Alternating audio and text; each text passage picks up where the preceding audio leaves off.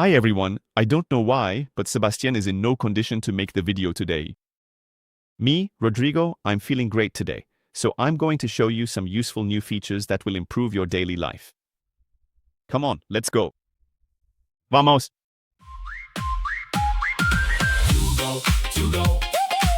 Alright, I'll take you to a new feature that will make it easier to view variable products.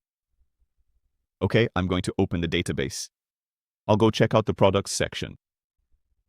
Here you have two columns in your products with default products, generic products, or variables. That's what we're interested in here. If that doesn't ring a bell, what's a variable or generic product? Check the training center for the product videos. There's a dedicated video to explain it to you. But when we create variables, we often don't know exactly where they're installed, in which products they are installed. I'll take a direct example. I have a product here that I've set up as a variable. So I have the information here that it's a generic product.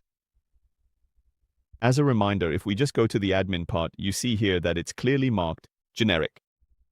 And so this generic variable product will be found in different products. Before, we didn't know where it was. Now look, we have this little magic link button that appears. What does it do? If I click on it, on the right, I'll see directly where this variable is installed. So for example, if I look here in my test1, I'll have a product called test1. If I look at my costs, I see right away that I have a variable. And so I'll find my relevant variable. So it's very simple, it's just really about readability. I have a variable, I'm not sure, I want to know where it is. Well, right here, through this little button, you'll have direct access to all products related to this variable.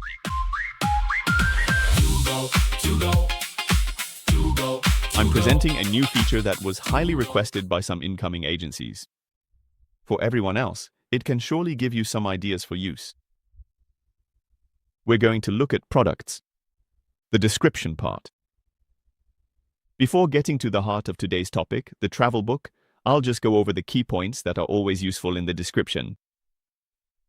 For example here, I see that I have little exclamation marks. That means I'm missing a description. So that's interesting.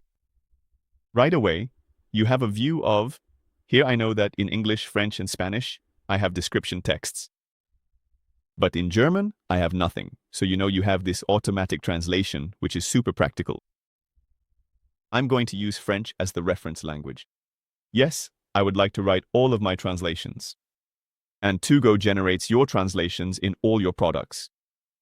So, first thing to remember, if you see an exclamation mark, it means a translation is missing. My translations are done. You see, I no longer have any information here. Second thing, in the travel book, you see here, once again, I see that I have no translation. And we're going to look in detail because it's this button that interests us. And to explain it to you, I'll go back to the basic rule. The basic rule was to say, if I don't have an information field here to note in French in my travel book, then in my travel book, it's the information from my description that will be used, that is to say, this text.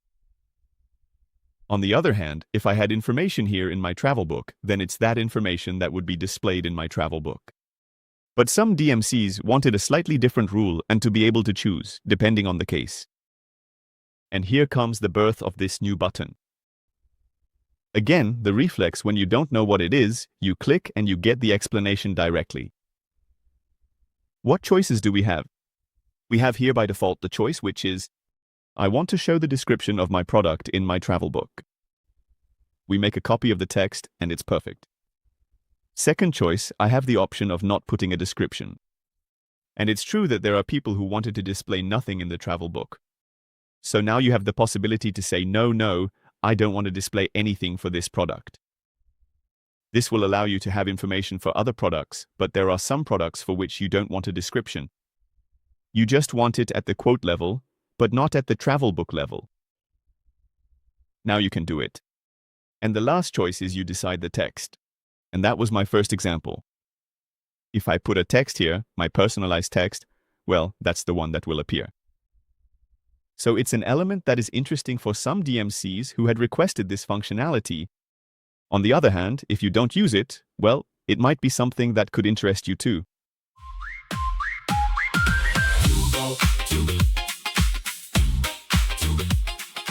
Very quickly, I'll just show you in finance. When you go to invoice, here are your invoices. You see, you find this possibility here to refine your view. So, it's interesting. Sometimes there are too many columns. There are things. You want to simplify your view. Well, just click here, select the elements that interest you to have much fewer columns in your view.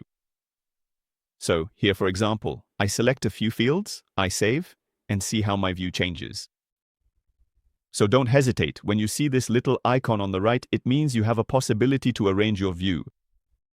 You see it in different places, right? I've said it before, but if I take any example, in products, for instance, I recall that if you go into a product and into your cost, and then go into your additional cost, you see, we find this same principle. You choose right here what you want to show. So when you see this icon on the right, well, you know that you have the possibility to arrange your view and only show the columns that interest you.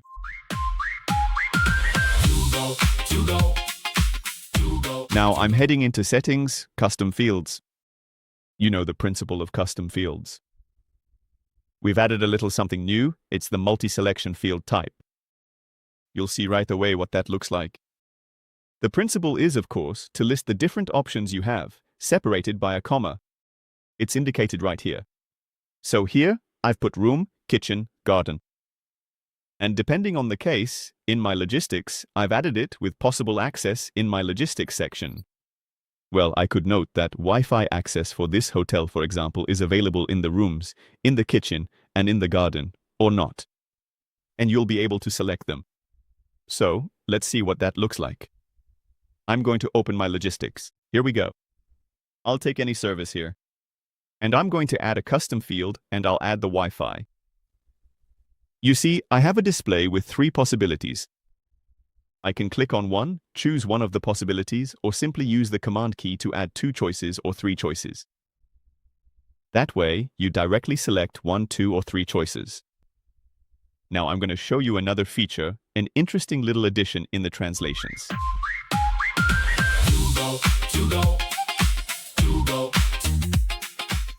I'm going to go right now into my tools, the template editor, and I'll check out the notes section here. And in the notes section, you're going to find a new button. I'll take any note. Let's take something where there's some text. Let's go with included. Included? Do I have anything in French? You see here, I have text in French, and it's true that before, well, we had to go into English and do the translation and do copy-paste. Well, now, of course, we've simplified it. You'll find your little automatic translation button. Always the same principle. Here, I'm going to choose French as the source language to do the translations. I'm going to overwrite everywhere. Even if I have text, I'm going to overwrite it.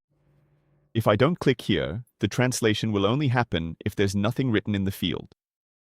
Here, I want to overwrite everything since I have an update. I click Go, and there it is, off it goes.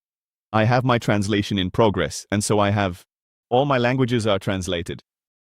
The languages that correspond to my to-go with the different translations for this included section. So don't hesitate to use this translation feature in your notes.